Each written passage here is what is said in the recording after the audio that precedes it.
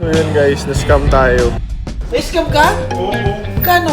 Actually, nung weekend pa nangyari, tapos nasabi ko. Kaya tagal ko na hindi nagpo-post. 10 years na akong buy and sell sa marketplace eh. Na parang never naman akong na-scam.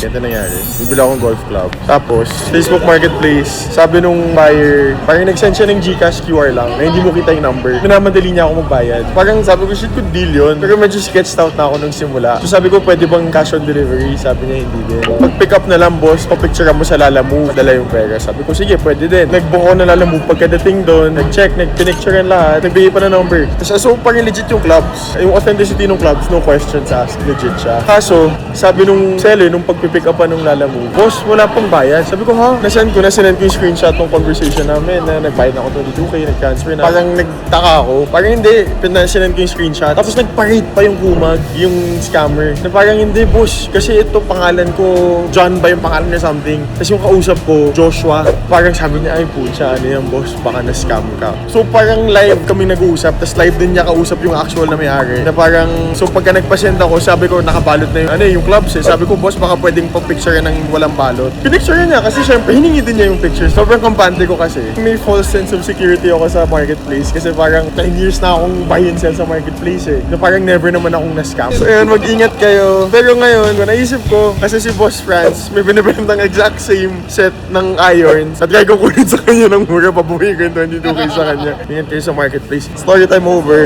Kawawa ako. Scam ako, Bo. Scam ako 22K.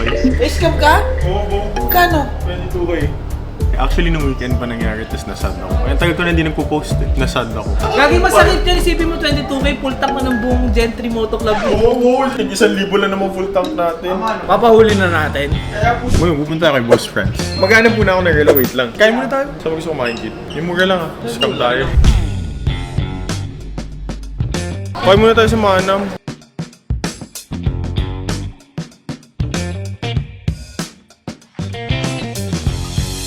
Tapos ka na kumain, bro? Oo, pero na-scam pa din ako kahit busog na ako.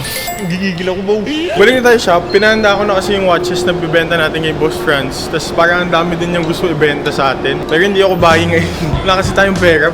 Ito ang yalo kay Boss Franz. Nakahanap na ako 2 piraso. 116613LN. Sub-day 2-tone yellow gold. 2011. 40mm. Tapos, ito, date just 36 na 1601 reference. This is a 1601. That's fun fact actually.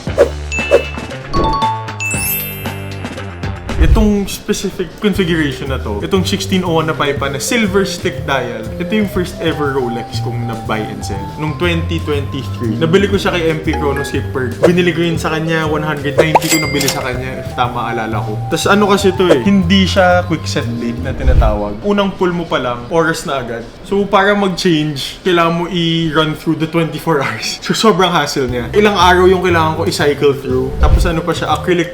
Hindi pa siya sapphire. Up to next generation actually, up to 16013, acrylic pa din. 16233, yung mga 90s models na late 80s, dun siya naging sapphire na. Ngayon, wala na si Boss Franz. Saan ka? Bahay! Sige, punta ako dyan. Magkano muna? Interested ka? Pwede, napangiti oh. Dealer price. Okay, bye-bye. Kita-kits. Walang kuryente dito eh. Talaga ba?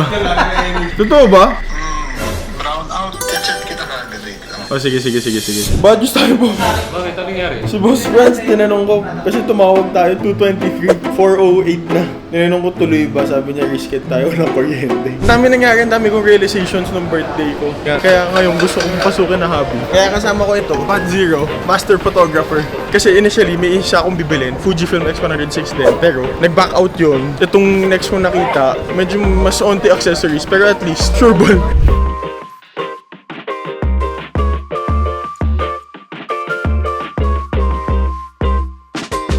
Ito yung kailangan bilhin. Plus yung filter.